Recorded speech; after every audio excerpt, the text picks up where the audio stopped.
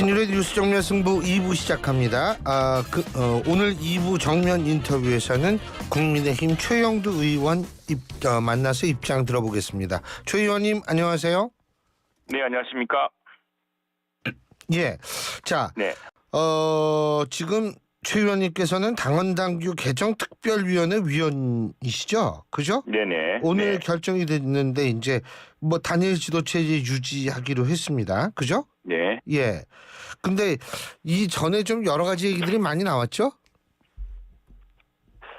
아닙니다. 이게 이제 아니에요? 당 지도체제가 예. 계속 여러 가지 변화가 많지 않았습니까? 대표가 교체되고 또 대표가 새롭게 비대위 체제가 몇 번씩 되고 해서 하다 보니까 우리 새로운 비대위원장님께서 이 대표 체제의 좀 안정성을 높이자는 아마 아이디어로 하이브리드형, 그래서 차석 득표자가 일종의 부대표를 맡아서 대표가 만일 무슨 거리가 생기면은 차석 대표가 이어받는 방식으로 하자는 것이 아마 이번 당헌 당규 특위를 통해서 논의하시고 했던 것 같습니다. 갔는데 우리 이건 황우리 비대위원장이 인터뷰를 통해서 직접 밝히신 것이기 때문에 그런데 이제 우리 당헌 당규 특위는 지금 7월 이제 25일인가 23일로 예정된 전당대회를 위한 최소한의 당헌 당규를 마련하는 것이 목적이었기 때문에 당의 지배 구조, 당의 거버넌스를 바꾸는 중대한 문제는 지금 그렇게 졸속하게 바로 코앞에 두고 논의하는 것은 적절치 않다. 그래서 그 논의는 차기 지도부가 필요하다고 생각되면은 하도록 하는 것으로 마무리했죠. 지금 최 의원님께서 최소한이라는 표현을 쓰셨는데 네네. 최소한의 범위는 뭡니까? 그러니까 처음에 이제 이 당헌 당규 특위에서의 의제는 이제 당심 민심 비율보다도 먼저 당 대표 체제를 집단 지도체제로 갈 것이냐, 아니면은 하이브리드형으로 갈 것이냐, 아니면 단일 지도체제를 유지할 것이냐. 그게 있었고, 또 하나 지난번에 이제 이 단일 지도체제 이후에 당심 민심 비율을 그때 우리가 당심 100%로 바꾸면서 이 당심의 그 압도적인 지지를 모으기 위해서 결선 투표제를 도입했습니다. 이 결선 투표제를 또 어떻게 할 것이냐, 그런 문제 하나하고, 또 하나는 이제 지금 민주당에서 큰 논란이 되고 있는 이른바 당권 대권 분리. 그러니까 당 대표는 대통령 선거 1년 6개월 전에 당 대표에서 물러나야 되는 이런 다른 이제 대권 주자들이 공정하게 대권 후보로서 경쟁할 수 있는 여건을 만들어주기 위해서 이제 오래전에 만들어진 제도이죠. 이 제도를 유지할 것이냐 하는 그 네 가지 큰 현안이 있었죠. 그 중에 예. 말씀하세요. 근데 그 중에 이제 당심 민심 비율만 어떻게 조정할 것인가. 원래는 당심으로 할 때는 당 대표가 뽑는데 당심으로 뽑아야지 당 대표를 일반 국민들이 또는 우리 당 당원이 아닌 사람이 뽑는 것이 말이 되느냐는 것이 이제 지난번 전당대회를 앞두고 당대표 100%를 했던 큰 이유 아니겠습니까? 그런데 지금 당대표 제도를 볼 때 당대표가 좀 우리 당이 새롭게 쇄신하기 위해서는 국민 여론도 폭넓게 들어야 되는 거 아니냐라는 그런 이제 논의가 있어서 이번에는 그러면은 당헌 당규 특위에서는 그 부분만 결론을 내리자. 다른 부분은 지난 12년 동안 유지된 부분이고, 특히 결선 투표제는 지난번에 도입됐습니다만 여러 가지 이제 당심의 실제로 집중하기 위해서 1위와 2위 후보자가 1위 후보자가 가방이 넘지 않을 때는 1, 2위 후보를 다시 한 번 더 결선 투표를 하게 하는, 굉장히 전당대회를 치르면 진짜 번거로운 얘기는 하지만 예. 그러나 알겠습니다. 그렇게 됐죠. 예. 근데 그래서 7대 3이죠? 당원칠 여론조사 3위죠? 오늘 발표문을 아마 보셨을 텐데 논의 결과 7대 3으로 할 것이냐, 8대 1로 할 것인가를 둘러싸고서 내부에서 팽팽한 의견의 그 차이가 있었고, 예.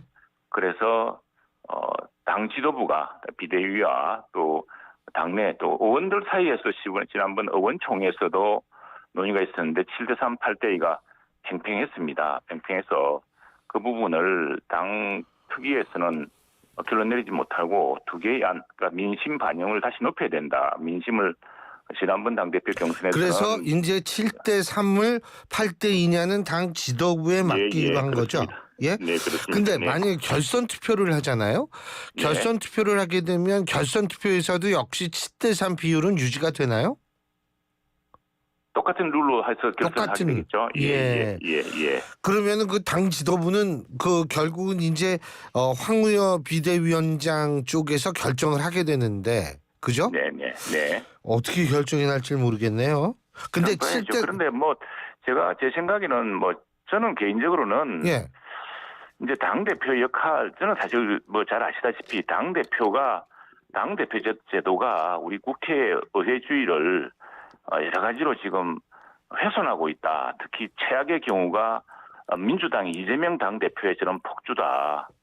국회의원이 된 뒤에 방탄에 이제 그 방패 뒤에 숨어서 불체포 특권을 행사하고 또 당을 장악해서 공천을 장악해서 이제 완전히 본인의 사법 리스크 방어를 위한 일당 독주 체제를 만들지 않았습니까? 사당화를 했는데 이런 당 대표 체제의 그것이 우리 대한민국 국회의 정상적인 의회주의 기능을 마비시키고 있다는 게 제 생각이고요. 그래서 사실 우리 당에서도 앞서 여당에서도 이제는 더 이상 의회주의라든가 또는 현재 국회의 정상화를 위해서 당 대표 제도가 오히려 옥상 옥이거나 아니면은 저해가 된다라는 판단이었는데 지금 뭐 당 대표를 어쨌든 뽑자는 것이 아직까지는 우리 당의 주류의 여론이고 해서 제가 당은 당규 특위에 참여했습니다. 제가 왜 참여하게 됐는지 모르겠는데 당에서는 아마 저 사람은 특정 주자에 대해서 편을 들거나 평소에 쭉 지론을 보면은 그 당대표 체제의 그 부정적인 측면들을 강조하는 사람이기 때문에 최소한 특정 주자의 편을 들어서 특정 주자에게 유리하게 당은 당규를 만들지는 않겠다. 뭐 그런 아마 최소한의 신뢰가 있었던 것 같습니다. 그래서 이제 논의에 참여하게 됐고요. 아니 그 최 의원님이야 네. 뭐 재선 의원에다가 언론인 출신에다가 그러니까 그렇죠. 불편부당하다라고 생각했겠죠. 근데 제가 궁금한 게 그럼 최 의원님은 당 대표 없이 그냥 원내대표로 가자. 원내대표만. 그죠? 네. 그런 식으로. 네. 그런데 그 역선택 방지는 어떻게 됐어요? 그 역선택 방지 조항은? 그래서 이제 그게 가장 큰 논란입니다. 사실은 그 여론조사가 지금 이번에 당원 당규 특위를 하면서 논의돼 준 핵심적 사안 하나는 이제 이전에 당신 100%로 했을 때는 그런 논란이 없었는데 이건 이제 일반 여론조사거든요. 네. 일반 여론조사이기 때문에 일반 여론조사의 그런 그 신뢰성 문제 또 그 오차의 문제 이런 것들이 이제 큰 논란거리 아니겠습니까? 근데 특히 이제 정당에서 대표를 뽑는 선거에서까지 이런 그 상당한 논란이 있는 여론조사 방식으로 특히 이제 우리 교수님도 말씀하셨습니다만 역선택의 가능성이 아주 높은 그런 방식으로 하는 것이 옳으냐. 그래서 저 같은 경우는 사실은 논의 과정에서 차라리 우리도 당의 외연도 넓힐 겸 국민 뭐 경선단 뭐 국민 참여 투표단 같은 걸 조직해 그런 걸 받아서 한시적으로 이 국민 누구든지 당원이 아니더라도 이걸 하도록 하자는 방안도 했는데 그것도 뭐 1개월 앞두고 그런 걸 다시 만들기가 굉장히 번거롭고 힘들답니다. 그래서 역시 뭐 하던 식으로 일반 여론조사를 하게 됐는데 역선택을 방지할 근본적인 대책은 없지만은 그 자체를 이제 일반 여론으로 보자는 것이 그 간주고요. 예, 그렇게 그 논의에서 했었고 그렇기 때문에 오히려 그 7대3, 8대2 국민 여론은 그때 역시 당원들이 주류가 아니냐. 그렇다면 7로 할 것이냐 아니면은 8대2로 할 것이냐. 근데 사실은 민주당이 이제 뭐 민심 이야기입니다만 민주당은 25%를 반영하고 있거든요. 예. 그 국민의힘 예. 그 받고 5%도 얹어야 되는 거 아니에요? 예? 그런 논의도 있었는데, 예. 네, 지난번에 뭐 7대3이었는데 또다시 7대3으로 돌아가는 것도 지금 이번이 갑자기 이게 이제 원래부터 계속 유지했으면 문제가 없을 텐데 지난번에 한번 당심 위주로 한다 그래서 당대표는 당원 100%로 하자라고 한 뒤에 당원들의 이제 허탈감, 당원들은 이렇게 또 반발을 하거든요. 아니, 그러면 우리 당원들이 그동안 당비도 내고 열심히 참 지지도 하고 힘들 때도 흐트러지지 않고 힘을 모아줬는데 우리는 뭐 이런 중요한 선거 때마다 그냥 곁다리로 지부되는 것이냐라는 또 반발도 있습니다. 그리고 또 하나는 이제 여전히 정말 국민의 선거로 일반 국민 선거로 뽑아야 되는 공직자 후보들 예컨대 서울시장 후보라든가 또는 부산시장 후보 또 경남지사 후보라든가 또는 대통령 후보 결정적으로 이건 이제 민심 당심 50도 50을 하고 있기 때문에 그거야 선거를 대비해서 하지만 이건 당 대표를 뽑는 거 아니냐. 그래서 지난번에 100%를 했기 때문에 다시 7대 3으로 돌아간다는 것은 에 대한 당원들의 거부감도 반발이 있었죠. 그런 것들을 아마 반영해서 그러면 지난번처럼 예. 7대 3으로 할 것이냐 아니면은 8대 1로 할 것이냐 그런 반반의 어떤 의견 차이가 있었던 것 같습니다. 죄송한데 뭐 제가 그냥 여쭤보는데 특정인 입장에서 볼 때에는 7대 3이나 8대 2나 큰 차이 없는 거 아니에요? 그러니까 지금 뭐 그랬습니다. 사실은 이 주자들로 볼 때는 큰 차이가 없다고 다들 생각하고 있는 것 같습니다. 우리 논의 뭐 다 밝힐 수 없습니다만. 5대 5 정도 되면은 변화가 될 수가 그렇죠. 있겠죠. 네, 네? 그렇습니다. 네. 근데 이제 5대 5로 했을 경우에는 일반 지금 우리 일반 선출직 공직자 대통령과 또 광역자치단체장 후보를 뽑을 때는 그렇게 하고 있는데 지난번에 이제 당 대표를 100% 당원 투표로 했기 때문에 그것을 이제 다시 되돌리는 과정이 논의가 이제 이렇게 좀 걸렸다 보면 되겠습니다. 근데 뭐 우리 신 교수님 말씀하신 것처럼 결국 당 대표라는 것은 당원들이 뽑고 당원들이 책임지는 거 아니겠습니까? 그걸 이제 당원뿐 아니라 당의 외연을 넓히기 위해서 7대 3으로 하자는 것이 지난 12년 동안 지켜왔던 것인데 예. 어느 시기에 또 여론이 모아져 가지고 또 여러 가지 뭐 정책 배경에 대한 억측이 구구합니다만 그러나 어쨌거나 당원들 다수가 특히나 대통령 선거에 이긴 뒤에 아니 당원들도 이제 당 문제에 대해서는 100% 혹은 주도적인 선택권을 달라 뭐 이런 지금 요구에 이제 직면한 것이죠.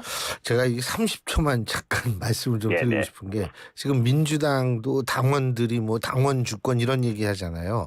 예, 근데 예. 이게 당원의 목소리가 그렇게 강조가 되던 것은 전형적인 사례는 20세기 유럽의 좌파 정당들이었거든요. 네, 영국의 예. 독일의 3인당, 영국의 노동당, 프랑스의 사회당 이런 쪽이 이제 매스 파티, 소위 말하는 대중 정당을 추구하면서 그땐 당원이 많았어요. 근데 이게 21세기 넘어오면서 이게 집단적 이익이 사회적 가장 주요 모순이었다가 개인적 모순이 개인적 이익이 주요한 문제로 등장하기 시작하면서 이 집단적 이익을 대변하는 존재인 정당의 역할이 축소가 되고 그래서 정당의 당원 수가 급격히 줄어들기 시작합니다.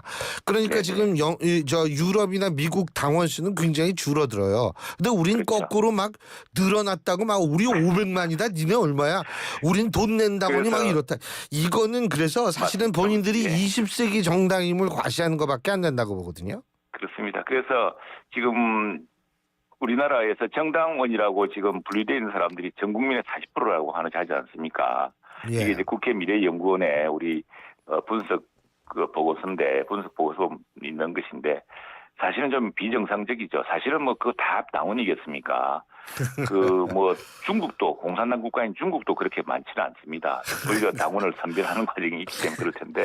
근데 이제 좀 차이가 있는 것은 저 민주당과 우리 당 논의의 차이가 있는 것은 우리는 이제 당 대표 다른 공직 후보자는 50대 50으로 가자는 것은 그대로 유지되고 있습니다. 그러나 당 대표를 뽑는 것을 7대 3으로 하다가 지난번에 이제 100%로 갔는데 당 대표는 결국 당원들이 정하는 것이 아니냐는 논의고요. 지금 민주당의 당원 주권이라는 것은 어떤 거냐면은 국회의장 또는 국회의원이 뽑아들 원내대표를 당원들이 뽑자는 이야기입니다. 이거는 정말 의회 민주주의의 파괴죠. 그 민주당 내에서도 그런 말씀하시는 괜찮습니다. 분들이 계시더라고요. 예, 그렇습니다.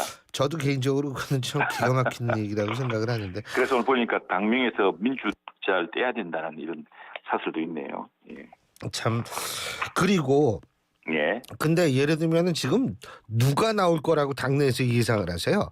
한동훈 전 위원장, 나경원 의원, 뭐 안철수 의원 이런 분들이 이제 여러 입에 오르내리고는 있는데, 근데 그건 뭐 같이 지금 의원으로서는 그걸 우리 언론에서 추측하듯이 그렇게 말하기는 어렵고요. 그렇죠. 어쨌든 뭐 지금 시대의 당 대표 저는 뭐 당 대표가 이미 시대를 좀 당대표 시대는 지난 거 아니냐. 당대표 시대는 언제냐 그러면은 정말 권위주의 시대에 목숨 걸고 당 대표가 당을 지키던 시기가 있었습니다. 뭐 김영삼의 민주당, 뭐 또 김대중의 백민당, 뭐 이런 시절이 있지 않았겠습니까? 네.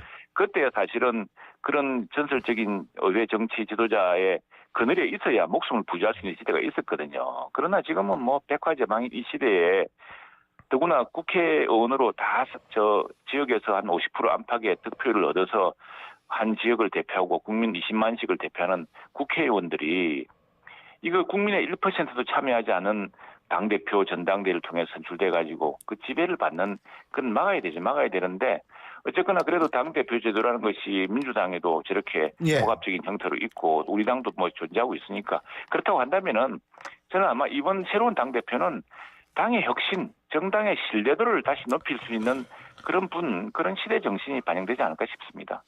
자, 좀 네. 다른 얘기인데 내일 네. 이제 받을지 말지를 결정하셔야 될 것 같은데. 네. 네. 민주당이 네. 시안까지 딱 박았죠. 그러고서 네. 누구는 뭐 그랬다 그러는데 7개 줄 때 받든지 아니면 우리 다 가져갈게. 어떻게 하실 겁니까? 나머지 상임위? 이게 지금 굉장히 의회 민주주의를 무너뜨리는 폭거를 했기 때문에 사실 저희들이 굉장히 어떤 절벽에 지금 몰린 느낌이 듭니다. 아니, 솔직히 할 수 있는 게 없잖아요. 그런데도 우리 21대도 비슷한 걸 경험했죠. 그래서 더구나 민주당이 저는 완전히 이승을 잃었다. 지금은 민주당은 뭐 그냥 민주당의 이재명 더불어민주당이라 저는 생각을 합니다만 뭐 그렇게 다들 알고 있고 실제로 사당화까지 진전됐다고 민주당 내에서 원조 친명들이 이야기할 정도가 되었지 않았습니까? 근데 이런 사람들이 지금 어느 정도 제정신이 아니냐 그러면은 세상에 6월 10일이 어떤 날입니까? 6월 10일이 우리 박종철 이한열 열사 해가지고 민주주의의 어떤 상징적인 날인데 그날 오랜 그 김대중 평민당 이래로 민주당이 주도를 해서 우리 국회가 20, 30년 동안 유지해왔던 의회주의 협치의 원칙과 전통을 무너뜨리는 그런 폭거를 하고서 지금 우리한테 기어서 들어오든지 그다음에 뭐 그냥 문 밖으로 나가든지 알아서 하라고 이렇게 하고 있으니 이게 세상에 어느 참 시대에 세상에 이런 폭주가 어디 있습니까? 그래서 어떻게 하실 것 같아요? 이런 수모를 지난 21대도 겪어봤기 때문에 여러 방편으로 그 전략을 다 이야기할 수 있나요? 지금 교수님한테. 그러나 지금 뭐 그만큼 필사적으로 저희들도 대응을 해야죠. 지금 이게 단순히 여야 간의 문제를 떠나서 지금 우리 국회가 그동안 쌓아왔던 20, 30년간의 의회 민주주의 전통을 복원시키지 못하면은 저는 우리 민주주의도 큰 위기에 처한다고 생각을 합니다. 그런 차원에서 특단의 각오로 싸울 생각입니다. 그 특단의 각오 속에는 예를 들자면 예입니다만 뭐 이 거리로 한번 나와서 실제로 여론에 호소할 가능성도 있습니까?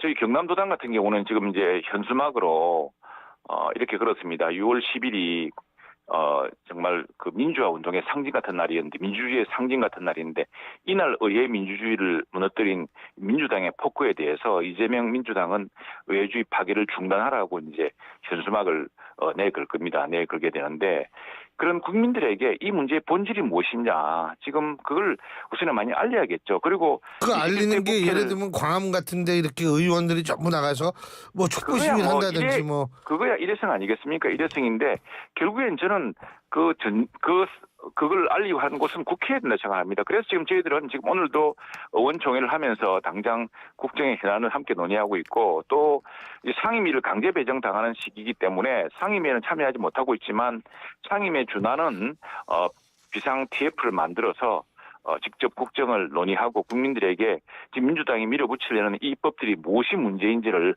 호소하고 반박하고 그 대응책을 마련하고 있습니다. 사실 이게 퇴로를 마련하고 상대를 밀어붙여야 되는데 그러면 지금 민주당이 나름대로 국민의힘이 어떤 행동을 할 수 있게끔 작은 명분이라도 제공해 줄 가능성이 있다고 보십니까? 저는 없다고 봅니다. 지금 뭐 거의 이것은 뭐 대통령 탄핵 프레임까지 끌어가지고 이재명 대표가 사법 리스크에서 사법 리스크를 3년 동안 끌지 않고 2년 내에 끝내기 위해서 모든 심지어 민주당의 핵심 지지자들이 이탈하더라도 밀어붙일 거라 보고 있습니다. 그렇- 그렇기 때문에 저희들 예. 저 비상하게 대처할 생각입니다. 그 최형두 의원님이 지금 탄핵이란 단어를 쓰셨는데 민주당이 지금 사실 제가 봐도 이건 좀 많은 무리수라는 생각은 들지만 그렇게 예. 하는 게 대통령 탄핵 때문이라고 생각하시는 겁니까? 그렇습니다. 네, 저 3년을 못 기다리겠다는 것이죠.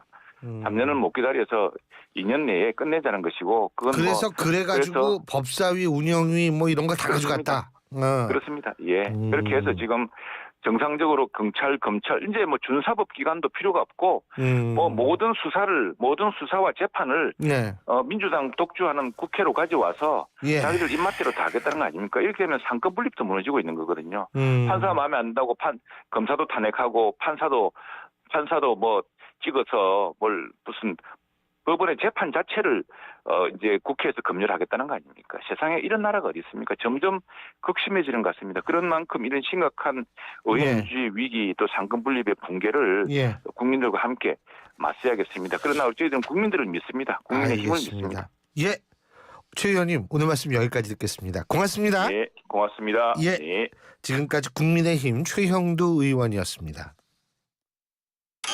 보이스피싱 피해로 힘드신가요? 보이스피싱